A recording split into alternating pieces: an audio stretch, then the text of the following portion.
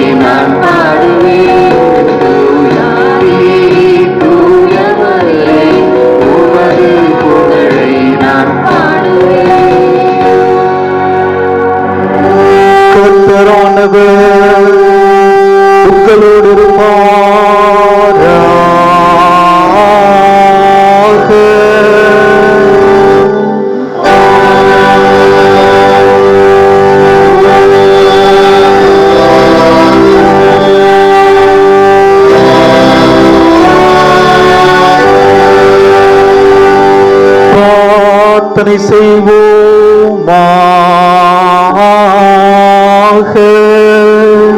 சர்வ வல்லமும் இரக்கமும் உள்ள கடவுளே, உம்முடைய கிருபையுள்ள வரத்தின் காரணமாக உம்முடைய அடியார் உமக்கு உண்மையும் உத்தமமான ஊழியம் செய்து வருகிறார்கள். நாங்கள் உமது வாக்கு தத்தங்களின் பயனை பெறுவதற்கு யாதொரு தடையுமின்றி முன்னேறி செல்ல கிருபை செய்தருள வேண்டுமென்று உம்மோடும் பரிசுத்தாவியானவரோடும் என்றென்றைக்கும் உயிரோடு அரசாளுகிற எங்கள் நாதர் இயேசு கிறிஸ்துவின் வழியாய் உம்மை வேண்டிக் கொள்ளுகிறோம் சுவாமி.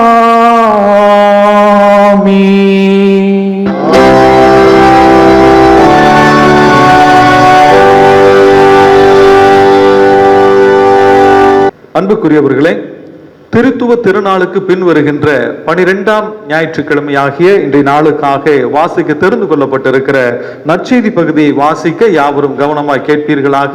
அது மார்க் எழுதிய நற்செய்தி நூல் 7வது அதிகாரம் 31 37 வசனங்கள் முடிய உள்ள பகுதி.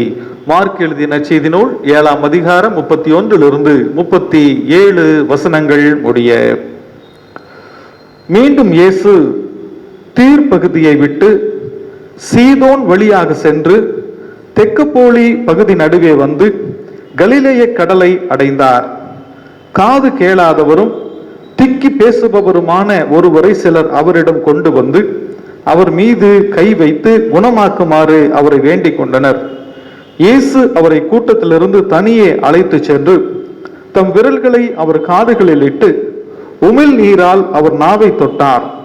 பிறகு வானத்தை அண்ணாந்து பார்த்து பெருமூச்சு விட்டு அவரை நோக்கி எப்பத்தா, அதாவது திறக்கப்படு என்றார்.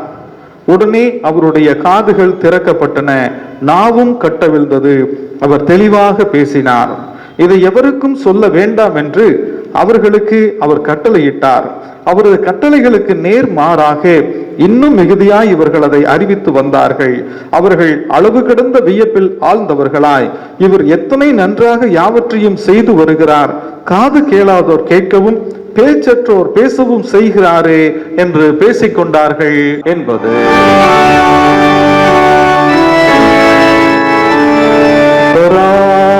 அவருடைய நல்ல வார்த்தைக்காக அவருக்கு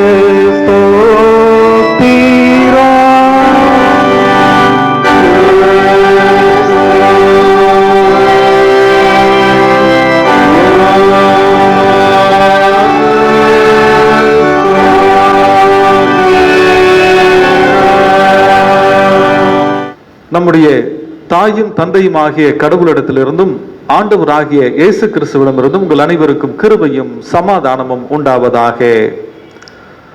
இன்றைய நாளின் அருளுரைக்காக நமக்கு கொடுக்கப்பட்டதான திருமறை பகுதி, அது நற்செய்தி பகுதியாக நாம் வாசிக்க கேட்ட மார்க் எழுதிய நற்செய்தி நூல் 7ஆம் அதிகாரம் 31 37 வசனங்கள் முடிய உள்ள பகுதி. அதை நாம் வாசிக்க கேட்டபடியாலே நாம் அருளுரைக்கு நேராக கடந்து செல்வோம். தலைகளை தாழ்த்தி ஆண்டவரை நோக்கி நாம் ஜெபம் செய்வோம். வாரும் பரிசுத்த ஆவியானவரே, உம்மை விசுவாசிக்கிற எங்கள் உள்ளத்திலே நீர் தங்கி இருந்து அதிலே உமது அன்பின் தீயை மூட்டி அருளும்.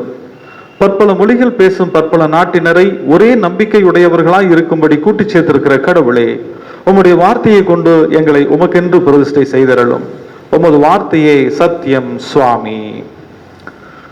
கிறிஸ்துவுக்குள் அன்பானவர்களே, இன்றைய நாளின் அருளுரைக்காக நமக்கு கொடுக்கப்பட்டதான திருமறை பகுதியை நாம் வாசிக்க கேட்டோம். அதிலே நம்முடைய ஆண்டவராகிய இயேசு கிறிஸ்து தீரு சீதோன் என்கிற பகுதிகளை கடந்து தெக்கப்போலி என்கிற பகுதியினுடைய எல்லையோரங்களுக்கு வந்தார். அங்கே ஒரு பேச இயலாதவனும் காது கேட்காதவனும் ஆகிய ஒரு மனிதனை இயேசு கிறிஸ்துவிடத்திலே வந்து அவர் தொடும்படியாக அவரிடத்திலே கொண்டு வருகிறார்கள். அவரை சுகமாக்கும்படியாக இயேசு கிறிஸ்துவிடத்திலே கேட்டுக்கொள்ளுகிறார்கள். இயேசு கிறிஸ்து அந்த மனிதனை கூட்டத்திலிருந்து வெளியே அழைத்து கொண்டு போய் அவனுடைய காதுகளிலே தன்னுடைய விரலை இட்டு தன்னுடைய உமிழ் நீரால் அந்த மனிதனுடைய நாவை தொட்டு வானத்தை அண்ணாந்து பார்த்து எப்பத்தா என்று சொல்லுகிறார். அதற்கு திறக்கப்படுவதாக என்று பொருள். அப்பொழுது அந்த மனிதன் பேசக்கூடியவனாக, காது கேட்கக்கூடியவனாக, சுகம் பெற்றவனாக மாறுகிறான். இதுதான் இன்றைய நாளினுடைய அருளுரைக்கான பகுதி. எனக்கு அன்பானவர்களே, நம்முடைய ஆண்டவர் செய்த சுகமாக்கும் அற்புதங்களிலே ஒன்றுதான் இந்த நிகழ்வு. இயேசு கிறிஸ்து செய்த ஹீலிங் மிராக்கிள் என்று சொல்லலாம். சுகமாக்கும் வல்லமை. ஆண்டவருடைய சுகமாக்கும் வல்லமை ஒரு மனிதனை சுகமாக்கிய ஒரு நிகழ்வு. இதில் நாம் யோசித்து பார்க்க வேண்டிய ஒன்று, ஆண்டவர் அந்த மனிதனை தொட்டு அவனை சுகமாக்கினார். சில இடங்களிலே ஆண்டவர் தன்னுடைய வார்த்தையினாலே சுகமாக்கினார். ஒரு பெரும்பாடுள்ள பெண் ஆண்டவருடைய ஆடையின் ஓரத்தை தொட்டு சுகம் பெற்றார் என்றெல்லாம் பார்க்கிறோம். ஆனால் இங்கே ஆண்டவர் அந்த மனிதனை தொட்டு அவனை சுகமாக்கினார் என்று சொல்லி நாம் பார்க்கிறோம். திருமறையிலே இது ஒரு இடம் அல்ல, பல இடங்களிலே இயேசு அநேகரை தொட்டு சுகமாக்கினார் என்பதை நாம் அறிந்திருக்கிறோம். லூக்கா 13வது அதிகாரம் 10-16 வசனங்களை நாம் வாசிக்கும் போது, அங்கே 18 வருடங்களாக பலவீனப்படுத்தும் ஆவியினாலே பிடிக்கப்பட்டு சற்றும் நிமிர முடியாத ஒரு பெண்ணை ஆண்டவர் தொட்டு சுகமாக்கி அவளுடைய கூனை அவர் சரி செய்கிறார். அந்த பெண் தன்னுடைய அந்த பலவீனத்திலிருந்து விடுபட்டவளாக, நிமிர்ந்தவளாக ஒரு அற்புதத்தை ஆண்டவரிடத்திலிருந்து பெற்றுக்கொள்ளுகிற ஒரு காட்சி. மத்தேயு 8வது அதிகாரம் 2வது வசனத்தில் ஒரு நிகழ்வை நாம் பார்க்கலாம்.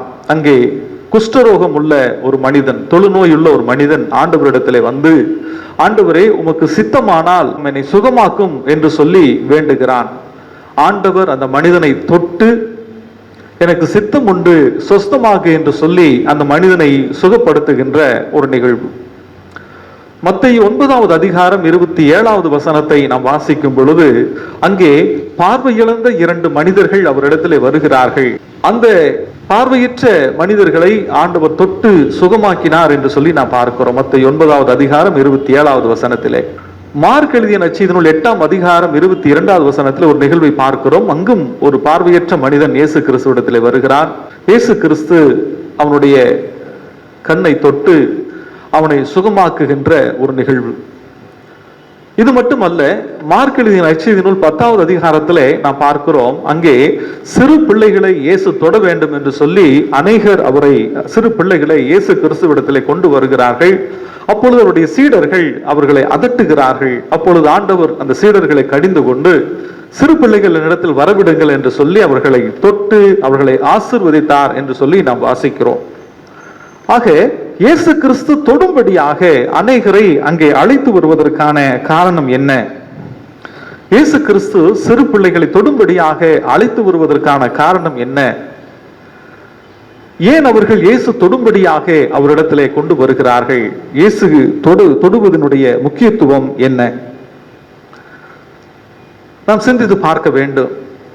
பாருங்கள், உலகத்தினுடைய தோற்றத்திலே ஆதியாகம புஸ்தகத்திலே நாம் வாசிக்கிறோம், கடவுள் மனிதனை படைக்கிறார். கடவுள் மண்ணை எடுத்து அதை மனிதனாக உருவாக்கி அவனுடைய ஜீவ சுவாசத்தை அவனுக்கு ஊதுகிற பொழுது அவன் ஜீவாத்துமா ஆனான் என்று சொல்லி நாம் ஆதியாகம புஸ்தகம் 1வது அதிகாரத்திலே நாம் வாசிக்கின்றோம். எனக்கு அன்பானவர்களே, கடவுள் மனிதனை மண்ணிலிருந்து உருவாக்கினார். தன்னுடைய சொந்த கைகளினாலே அவனை உருவாக்கினார்.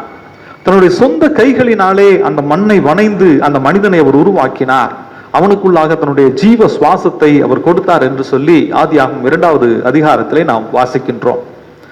ஆக மனிதனை தன்னுடைய சொந்த கைகளினாலே வணைந்தவர், எல்லாவற்றையும் படைத்த பொழுது இது நல்லது என்று கண்டவர், மனிதனையும் அவ்வண்ணமாக ஒரு குறைவற்றவனாக, அவருடைய சரீரத்திலே எந்த விதமான பலவீனங்களும் அற்றவனாக, எந்த விதமான குறைவுகளும் அற்றவர்களாக அப்படித்தான் கடவுள் மனிதனை படைக்க சித்தம் கொண்டார். கண்டிப்பாக கடவுளுடைய படைப்பிலே பழுது என்று சொல்லி ஒன்றும் இருக்க முடியாது, இருக்க கூடாது. கடவுள் எதையும் குறையாய் படைக்கிறவர் அல்ல. கடவுள் எதையும் குறையாய் உருவாக்குகிறவர் அல்ல. மனிதனே நாம் ஒரு பொருளை செய்ய நினைக்கின்ற பொழுது அதை மிக சரியாக செய்ய வேண்டும் என்று சொல்லி சிரத்தை எடுத்து செய்கிறவர்களாக நாம் காணப்படுகின்றோம். ஆக மனிதனே எல்லாவற்றையும் சிறப்பாக செய்ய நினைக்கிற பொழுது இந்த அண்ட சராசரங்களையும் படைத்து எல்லாவற்றையும் காத்து வழிநடத்தி கொண்டு இருக்கிற ஆண்டவர் தன்னுடைய சாயலிலே படைக்க நினைத்த மனிதனை ஒரு குறைவுள்ளவனாக அவர் படைத்திருப்பாரா? ஒருவேளை அப்படிப்பட்ட குறைவுகள் நம்முடைய வாழ்க்கையிலும் ஏற்பட்டிருக்கிறது.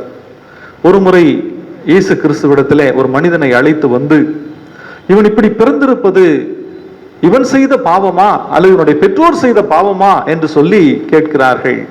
அப்பொழுது ஆண்டவர் சொல்லுகிறார், இது இவன் செய்த பாவம் அல்ல, இவனுடைய பெற்றோர் செய்த பாவமும் அல்ல, ஆண்டவருடைய மகிமை இவனிடத்தில் வெளிப்படும்படியாக இவன் இப்படி பிறந்திருக்கிறான் என்று சொல்லி ஆண்டவர் சொன்னதை நாம் அறிந்திருக்கிறோம்.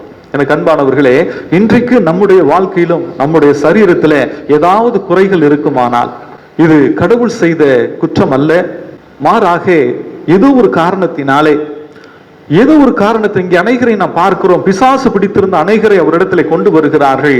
பிசாசு பல வருடங்களாக ஒரு பெண்ணை கட்டி போட்டிருந்தான் என்று சொல்லி பார்க்கிறோம். லூக்கா 13வது அதிகாரம் 10வது வசனத்திலே பிசாசு அந்த பெண்ணை கட்டி போட்டு இருந்தாள். இயேசு கிறிஸ்து அந்த பெண்ணை நிமிரச் செய்து, இவள் ஆபிரகாமின் குமாரத்தியாய் இருக்கிறாளே, இவ்வளவு ஆண்டுகளாக பிசாசு இவளை கட்டி வைத்திருந்தானே என்று சொல்லி அந்த பிசாசுடைய கட்டிலிருந்து அவளை விடுவித்த பொழுது அவள் நிமிர்ந்தவளாக, அவளுடைய சரீரத்தில் இருக்கிற குறைவுகள் நீங்கியவளாக அவள் கடந்து சென்றதை நாம் பார்க்கிறோம். எனக்கு அன்பானவர்களே, நாம் பலவீனத்தோடு சுகவீனத்தோடு குறைவுகளோடு வாழ்வது ஆண்டவருக்கு சித்தம் அல்ல. பாருங்கள், இன்றைக்கு கூட உலகத்திலே ஒரு புரிந்து கொள்ளுதல் உண்டு. இன்றைக்கு யாராவது சரீரத்தில் குறைவுகளோடு கூட இருக்கிறார்கள் என்று சொன்னால் கடந்த காலங்களிலே அவர்களை ஊனமுற்றவர்கள் என்று சொல்லுவார்கள். ஆனால் இன்றைக்கு உலகம் அதை சரியான அர்த்தத்தை புரிந்து கொண்டிருக்கிறது. உலகத்தில் யாரும் ஊனமுற்றவர்களாக இல்லை. கடவுள் அவர்களுக்கு வேறு ஏதோ ஒரு விதத்திலே அவர் தாளந்துகளை கொடுத்திருக்கிறவராக இருக்கிறார் என்பதை உணர்ந்துதான் ஒரு புதிய பெயரை அவருக்கு சூட்டி இருக்கிறார்கள். அதர்வைஸ் ஏபிள்ட் என்று சொல்லி, மாற்று திறனாளிகள் என்று சொல்லி. ஆக கடவுள் ஏதோ ஒரு நோக்கத்திற்காக அல்லது ஏதோ ஒரு விதத்திலே அவர்கள் குறைபாடு உள்ளவர்களாக இருப்பார்கள் என்று சொன்னால், கடவுள் அந்த குறையை சரி செய்வதற்காக வேறு ஏதோ ஒரு விதத்திலே அவர்களுக்கு தாளந்துகளை கொடுத்து அந்த குறைவை நிறைவாக்குகிறவராக இருக்கின்றார், அந்த குறைவை சரி செய்கிறவராக இருக்கின்றார். ஆனால் நேரடியாகவே அது காம்பன்சேட் செய்வதை போல அது இருந்தாலும் ஆண்டவரிடத்தில் வருகிற எல்லாரையுமே அவர் குணமாக்குகின்ற கடவுளாக இருந்தார் என்பதை நாம் அறிந்திருக்கின்றோம். அவரிடத்தில் வருகிற யாரையும் அவர் வெறுமனே அனுப்பியதில்லை. பார்வையற்ற ஒரு மனிதன் வந்து, தாவீதின் குமாரனே எனக்கு இறங்கும் என்று சொல்லி கேட்கிறான். அப்பொழுது ஆண்டவர் அவனை பார்த்து கேட்கிறான், இதை செய்ய வல்லமை உண்டு என்று நீ நம்புகிறாயா என்று சொன்ன பொழுது, ஆம் ஆண்டவரே, இதை செய்ய உம்மால் கூடும் என்பதை நான் விசுவாசிக்கிறேன் என்று சொன்ன பிறகு அவனுடைய விசுவாசத்தின்படியே அவனை அவர் குணமாக்குகிற காட்சியை நாம் பார்க்கிறோம். ஆக நம்முடைய வாழ்க்கையிலும் நம்முடைய ஆண்டவர் என்னை படைத்தவர், என்னுடைய ஆண்டவர் தான் என்னை தன்னுடைய கரங்களினாலே என்னை உருவாக்கியவர் என்று சொல்லுகிற நாம் நம்முடைய சரீரத்திலே எந்த விதமான பலவீனங்களும் எந்த விதமான சுகவீனங்களும் இருக்கும் பட்சத்தில் இதை சுகமாக்க என்னுடைய ஆண்டவருக்கு வல்லமை உண்டு என்று சொல்லி நாம் விசுவாசித்து ஆண்டவரை நோக்கி கேட்கிற பொழுது நம்முடைய குறைவுகளை நிறைவாக்க ஆண்டவர் நமக்கு போதுமானவராக இருக்கின்றார். ஆண்டவருடைய வல்லமையுள்ள கரம் நம்மை தொட்டு நம்மை சுகமாக்கும் என்பதில் எந்த விதமான ஐயமும் இல்லை. நம்மை படைத்த அந்த ஆண்டவருடைய கரம் நம்மை தொடுவதற்கு ஆயத்தமாக இருக்கிறது. அதனால்தான் சிறு பிள்ளைகளை அவர் தொட வேண்டும் என்று சொல்லி அவர்கள் அழைத்து வந்தார்கள். காரணம், பிள்ளைகள் ஆண்டவரால் தொடப்பட்டு ஆசீர்வதிக்கப்படுகிற பொழுது அவர்கள் எந்த விதமான குறைவுகள் இருந்தாலும் அந்த குறைவுகள் கிறிஸ்துவுக்குள் நிறைவாகும் என்று சொல்லி நம்பிக்கை அந்த மக்களிடத்திலே இருந்தது. எனக்கு அன்பானவர்களே, நம்முடைய ஆண்டவருடைய கரம் நம்மை தொடுகிற பொழுது நம்முடைய எல்லா விதமான பலவீனங்களும் எல்லா விதமான குறைவுகளும் நிறைவாகும் என்பதிலே எந்த விதமான ஐயமும் இல்லை. ஆங்கிலத்திலே ஒரு புகழ்பெற்ற ஒரு கவிதை ஒன்று உண்டு. நாம் யாவரும் அதை அறிந்திருக்க வாய்ப்புண்டு. The touch of the master's hand என்பது. The touch of the master's hand. ஒருவேளை நீங்கள் அதை அறிந்திருக்கலாம். ஒரு ஊரிலே ஒரு பழைய பொருட்களை ஏலம் விடுகின்ற ஒரு கடை ஒன்று இருந்தது. அங்கே தங்களுடைய பழைய பொருட்களை கொண்டு வந்து அதை ஏலம் விட்டு நல்ல விலைக்கு விற்று தர சொல்லி மக்கள் தங்களுடைய பொருட்களை கொண்டு வந்து கொடுப்பது வழக்கம். குறிப்பிட்ட நாளிலே அந்த பொருட்களை ஏலம் விடுவார்கள். அப்படி ஒரு முறை ஏலம் நடந்து கொண்டிருந்த பொழுது அநேகர் கூடி இருக்கிறார்கள். அந்த ஏலம் விடுகிறவர் ஒரு பழைய வயலின் ஒன்றை எடுத்து, இசைக்கருவி ஒன்றை எடுத்து அதை ஏலம் விடுகிறார். அது மிகவும் பழையதாக, அதனுடைய ஸ்ட்ரிங்ஸ் எல்லாம் இலகி லூசானதாக, அழுக்கு படிந்ததாக இருந்தது. அதை அவர் $1 என்று சொல்லி ஏலம் விடுகிறார். யாரும் அதன் மீது நாட்டம் கொண்டவர்களாக இல்லை, யாருமே அதனால் ஈர்க்கப்படவில்லை. கூட்டத்தில் யாரும் ஒரு மனிதர் வேண்டா வெறுப்பாக $2 என்று சொல்லுகிறார். ஏலம் விடுகிறவருக்கு பெருத்த ஏமாற்றம். கூட்டத்தில் ஏதோ ஒரு மனிதன் $3 என்று சொல்லுகிறார். அந்த கடைக்காரர், மக்களுக்கு இதன் மீது போதுமான ஈர்ப்பு ஏற்படவில்லை, ஆகவே கிடைத்த அந்த $3க்காவது நாம் இதை விற்றுவிடுவோம் என்று சொல்லி $3 ஒரு தரம், $3 2 தரம் என்று சொல்லி முடிக்கின்ற வேளையிலே அந்த கூட்டத்திற்குள் இருந்த ஒரு வயதான மனிதன் அந்த கூட்டத்திற்குள் இருந்து வேகமாக வந்தார். அந்த ஸ்டேஜின் மீது ஏறி அந்த பழைய வயலினை அவர் கரங்களில் இருந்து வாங்கி அருகே இருந்த துணியால் அந்த வயலினை சுத்தமாக அவர் துடைத்தார். அவருடைய தளர்ந்து போயிருந்த அந்த நரம்புகளை அவர் முறுக்கேற்றினார். அந்த சிங்ஸை அவர் டியூன் செய்தார். அங்கே இருந்த போவை எடுத்து மெல்ல ஒரு இசை ஒன்றினை அவர் வாசிக்க ஆரம்பித்தார். ஒரு அருமையான ஒரு பாடலை அவர் இந்த வயலினிலே வாசிக்க ஆரம்பித்த பொழுது அந்த இசையினால் அந்த ஒட்டுமொத்த கூட்டமும் கவரப்பட்டு அந்த இசையால் அனைவரும் உருகி போயினர். அந்த இசையால் அனைவரும் மெய் மறந்தவர்களாக, அதிலிருந்து புறப்பட்டு வந்த அந்த தெய்வீக ராகத்தை கேட்டு அவர்கள் மெய் மறந்தவர்களாக அவர்கள் நின்றார்கள்.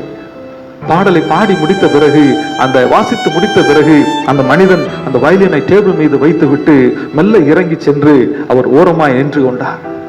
இப்பொழுது அந்த கூட்டத்தில் இருந்து ஒரு சத்தமிட்டு சொன்னார், $1000 என்று சொல்லி. இன்னொரு மனிதன் $1500 என்று சொன்னான்.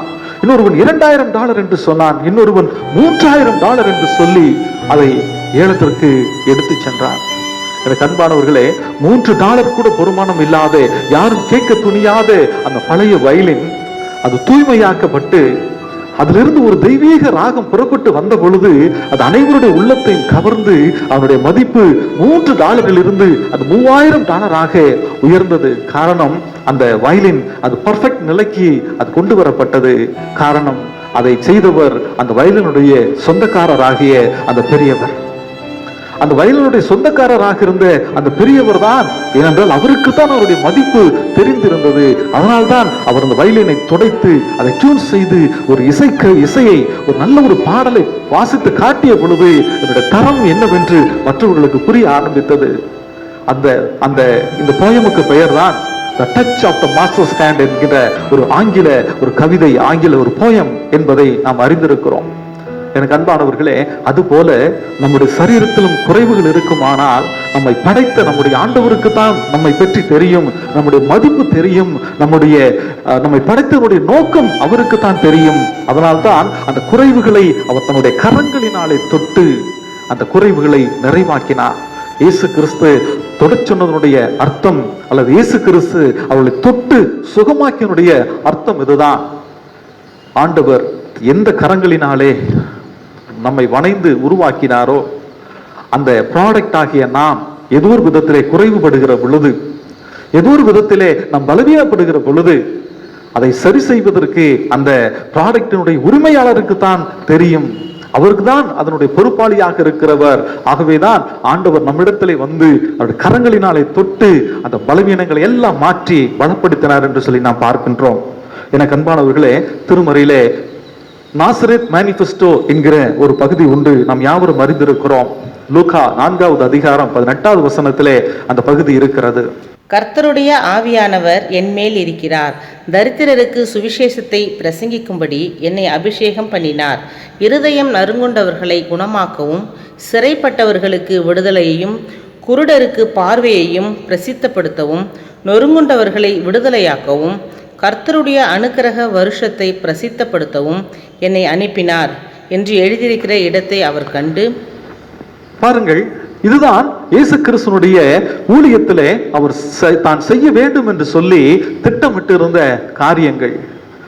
இது மேசியாவினுடைய பணிகளாக ஏசாயா 61வது அதிகாரத்திலே சொல்லப்பட்டதான செய்திகள் தான் இவைகள். பாருங்கள், மேசியா அந்த உலகத்தில் வருகிற பொழுது அவர் என்ன செய்வார்? அவர் குணமாக்குவார். இருதயம் நறுங்குண்டவர்களை அவர் குணமாக்குவார். பார்வை இல்லாத மக்களுக்கு அவர் பார்வை கொடுப்பார். நொறுங்குண்டவர்களுக்கு விடுதலை கொடுப்பார்.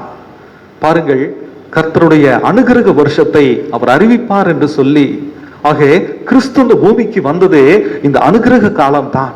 ஏனென்றால் அந்த ப்ராடக்டினுடைய படைத்தவர் இந்த பூமிக்கு வந்து தன்னுடைய சொந்த கரங்களினாலே அவர்களை தொட்டு அவர்களை சுகமாக்குவதுதான் அந்த அனுகிரக காலம் என்பது. அந்த பாக்கியம் அந்த யூதர்களுக்கு கிடைத்தது. அந்த பாக்கியம் கிறிஸ்து வாழ்ந்த பொழுது அங்கே இருந்த அநேகருக்கு கிடைத்தது. அநேக பார்வையற்றவர்களுக்கு கிடைத்தது. அநேக தொழுநோயாளிகளுக்கு கிடைத்தது.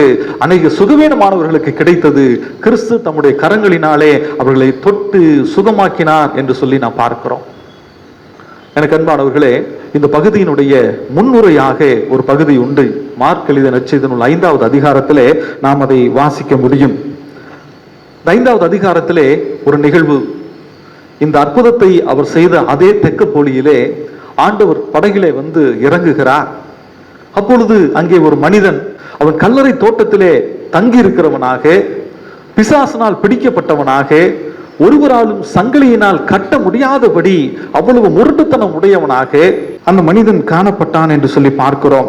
அத்தோடு மட்டுமல்ல, அங்கே கிடந்த கற்களை கொண்டு தன்னுடைய சரீரத்தை கிழித்து கொண்டு மிகுந்த சத்தமிட்டு கொண்டு ஒரு அருவருக்கத்தக்க தோற்றத்தோடு கூட அந்த மனிதன் அங்கே காணப்பட்டான் என்பதை நாம் அங்கே வாசிக்க முடியும்.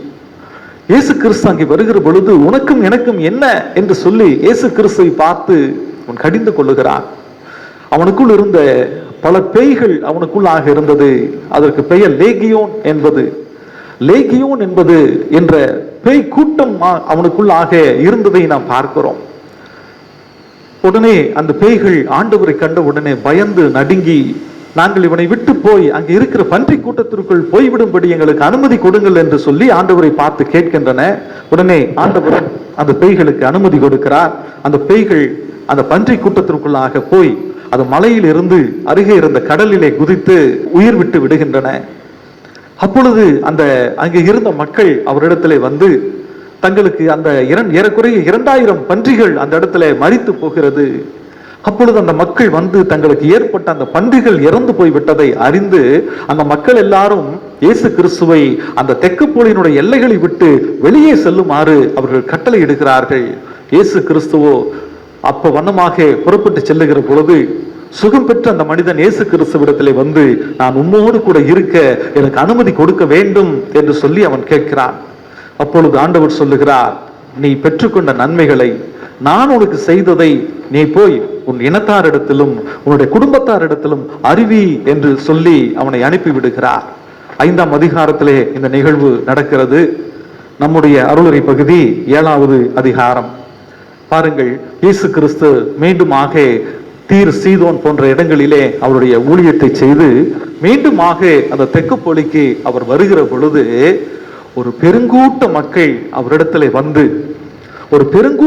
அவரிடத்திலே வந்து இப்படி இந்த நாம் தியானித்தபடி இந்த பேச இயலாத அந்த மனிதனையும் அங்கே அழைத்து வந்து அவன் மீது கைகளை வைக்க சொல்லி வேண்டிக் கொண்டார்கள் என்று சொல்லி நாம் பார்க்கிறோம். எந்த இடத்திலே ஆண்டவரை உள்ளே வரவிடாதபடி, நீ இருந்த பகுதியை விட்டு எங்களுடைய எல்லைகளுக்குள் வராதபடி கடந்து செல் என்று சொல்லி இயேசுவை வற்புறுத்தினார்களோ, அதே பகுதிக்கு ஆண்டவர் திரும்பி வருகிற பொழுது அநேக மக்கள் திரண்டு வந்து அவரை அன்போடு அழைத்து இந்த சுகவீனமான இந்த மனிதனை அவரிடத்திலே கொண்டு வந்து சுகப்படுத்தி கொண்ட ஒரு காட்சி. எனக்கு அன்பானவர்களே, கிறிஸ்துவனுடைய வல்லமை அந்த பகுதி முழுவதிலுமாக அந்த குணமாக்கப்பட்ட அந்த மனிதன் மூலமாக பிரசித்தி பெற்றது. அந்த மனிதன் புறப்பட்டு போய் அநேகருக்கு கிறிஸ்துவை அறிவித்தான், கிறிஸ்துவனுடைய வல்லமையை அறிவித்தான். அவர்கள் ஏற்றுக்கொண்டு மீண்டுமாக கிறிஸ்து வந்த பொழுது அவரை அணுகி அவரிடத்திலே வந்து நன்மைகளை பெற்றுக் கொண்டார்கள். எனக்கு அன்பானவர்களே, இன்றைக்கும் யோசித்து பாருங்கள், நம்முடைய வாழ்க்கையிலே கிறிஸ்து நல்லவர், அவர் வல்லவர், அவர் சர்வ வல்லமை உள்ளவர் என்று சொல்லி எத்தனை மக்கள் சொல்ல நாம் கேட்டிருக்கிறோம், எத்தனை சாட்சிகள் சொல்ல நாம் கேட்டிருக்கிறோம். இன்றைக்கு அவருடைய வல்லமையை உணர்ந்தவர்களாக நம் ஆண்டவரிடத்தில் வந்து, ஆண்டவரே என்னையும் தொட்டு சுகமாக்கும், என்னுடைய சரீரத்தில் இருக்கிற வியாதிகளை என்னை விட்டு நீக்கும், என்னுடைய பலவீனங்களை என்னை விட்டு நீக்கும், இதை செய்ய உம்மால் கூடும் என்று சொல்லி விசுவாசத்தோடு நம் ஆண்டவரை கேட்டு இருக்கிறோமா? ஆண்டவருடைய பரிசுத்த கரம் நம் மீது படுவதற்கு நம்மை ஒப்பு கொடுத்திருக்கிறோமா? நாம் சிந்தித்து பார்க்க நாம் அழைக்கப்படுகின்றோம். இன்றைக்கும் கிறிஸ்து தன்னுடைய விரித்த கரங்களோடு, ஆணி பாய்ந்த கரங்களோடு அவர் நம்மையும் அன்போடு அழைத்து கொண்டிருக்கிறார். நாம் செய்ய வேண்டியது ஆண்டவரிடத்திலே வந்து அவருடைய பலத்த கரங்கள் நம் மீது படும்படியாக நம்மை நாம் ஒப்பு கொடுக்க வேண்டும். ஆண்டவருடைய கரம் நம் மீது படும்படியாக நம்மை ஒப்பு கொடுக்க வேண்டும். இயேசு கிறிஸ்துவினுடைய இரத்தம் எல்லா விதமான நோய்களையும் பாவங்களையும் சாபங்களையும் நீக்கி நம்மை பரிசுத்தமாக்கும் என்று சொல்லி நாம் நம்புகிறபடி கிறிஸ்துனுடைய வல்லமையுள்ள இரத்தம் நம் மீது படும்படியாக நம்மை நாம் தாழ்த்தி ஒப்பு கொடுக்க வேண்டும். அப்பொழுது கிறிஸ்து நம் மீது அவருடைய கரங்களை வைத்து நம்மை குணமாக்கி நம்மை ஆசீர்வதிப்பதற்கு சித்தமுள்ளவராக இருக்கிறார். பழைய ஏற்பாட்டில் யாத்திரையாகும் புத்தகம் 15வது அதிகாரம் 26வது வசனத்திலே பிதாவாகிய கடவுள் தன்னுடைய பெயராக அவர் அங்கே குறிப்பிடுகிற ஒரு பெயர் யெகோவா ரஃபா என்பது. யெகோவா ரஃபா என்ற பெயருக்கு நானே உன் பரிகாரியாகிய கர்த்தர், காட் த ஹீலர் என்று பொருள். கடவுள் சுகமாக்குகிறவர் என்று பொருள். எனக்கு அன்பானவர்களே, நம்முடைய பிதாவாகிய கடவுளுக்கு பெயர் சுகமாக்குகிற கடவுள், பரிகாரியாகிய கடவுள். இன்றைக்கு நம்முடைய வாழ்க்கையிலே நம்மை எல்லா விதத்திலும் நம்மை சுகமாக்கி நம்முடைய வியாதிகளை நம்மை விட்டு எடுத்து போட்டு, நம்முடைய பலவீனங்களை நம்மை விட்டு எடுத்து போட்டு நம்மை பரிசுத்தப்படுத்துவதற்கு அவர் உண்மையுள்ளவராக இருக்கிறார். நாம் செய்ய வேண்டிய காரியம் இங்கே இந்த வசனம் வனமாக சொல்லுகிறது. யாத்திரையாகமம் 15வது அதிகாரம் 26வது வசனத்தை நாம் வாசிப்போம். நீ உன் தேவனாகிய கர்த்தரின் சத்தத்தை கவனமாய் கேட்டு அவர் பார்வைக்கு செம்மையானவைகளை செய்து அவர் கட்டளைகளுக்கு செவி கொடுத்து அவருடைய நியமங்கள் யாவையும் கை கொண்டால், நான் எகிப்தியருக்கு வரப்பண்ணின வியாதிகள் ஒன்றையும் உனக்கு வரப்பண்ணேன். நானே உன் பரிகாரியாகிய கர்த்தர் என்றார். ஆம், கர்த்தரின் சத்தத்தை கவனமாய் கேட்டு, கர்த்தருடைய சத்தத்தை கவனமாய் கேட்டு அவர் பார்வைக்கு செவ்வையானவற்றை செய்து, அவருடைய பார்வைக்கு செவ்வையானவற்றை செய்து அவருடைய கட்டளைகளுக்கு செவி கொடுத்து நடக்கும் போது, நியமங்களை நாம் கை கொள்ளுகிற பொழுது, எகிப்தியருக்கு வரப்பண்ணின வியாதிகள் ஒன்றையும் உன்மீது நான் அனுமதிப்பதில்லை என்று ஆண்டவர் சொல்லுகிறார். அவரே நம் பரிகாரியாகிய கர்த்தர். நம் மீது எந்த விதமான வியாதிகளோ பலவீனங்களோ நம்மை அணுகாதபடி நம்மை காத்து கொள்வதற்கு அவர் சித்தமுள்ளவராக இருக்கிறார். அவர் நம் இடத்துல எதிர்பார்ப்பது அவருடைய சத்தத்திற்கு செவி கொடுத்து, அவருடைய நியமங்களை கடைபிடித்து, அவருடைய கட்டளைகளுக்கு கீழ்ப்படிந்து நடப்பதுதான் ஆண்டவர் நம்மிடத்தில் எதிர்பார்க்கின்ற காரியம். அப்படிப்பட்ட காரியத்தை நாம் செய்கிற பொழுது ஆண்டவர் நமக்கு பரிகாரியாக இருந்து நம்மை சுகமாக்குகிறவராக இருந்து அவரை யெகோவா ரஃபாவாக இருந்து நம்மை பாதுகாத்து ஆசீர்வதிக்க சித்தம் உள்ளவராக இருக்கிறார். அப்படிப்பட்ட ஆண்டவரிடத்திலே நம்மை நாம் தாழ்த்தி ஒப்பு கொடுப்போம். ஆண்டவர் நம்மை சுகமாக்கி நம்மை பலப்படுத்தி காத்துக்கொள்ள வல்லவராக இருக்கிறார். ஆண்டவரை நோக்கி நாம் ஜெபம் செய்வோம்.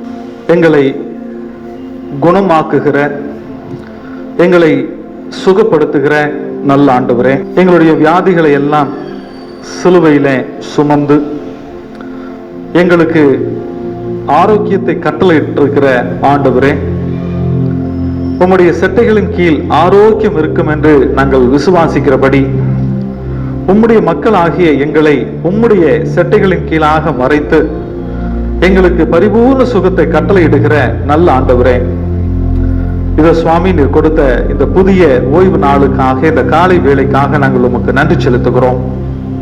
இந்த காலை வேளையிலே சுவாமி நாங்கள் ஒருமித்த சிந்தையோடு உம்மை நோக்கி பார்க்கிறோம். உம்முடைய தழும்புகளால் நாங்கள் குணமாகி இருக்கிறோம். இதுவரைக்கும் நீர் எங்களுக்கு கொடுத்து கொண்டிருக்கிற நல்ல சுகத்திற்காக நாங்கள் நன்றி செலுத்துகிறோம். உம்முடைய இரத்தத்தினாலே நீர் எங்களுக்கு கொடுத்திருக்கிற விடுதலைக்காக நாங்கள் உமக்கு நன்றி செலுத்துகிறோம். இப்பொழுதும் சரீர